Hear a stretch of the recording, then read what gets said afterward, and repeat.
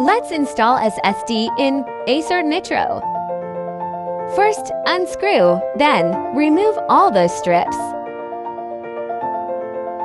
Now installing the SSD NVMe 128GB. Let's turn on and see.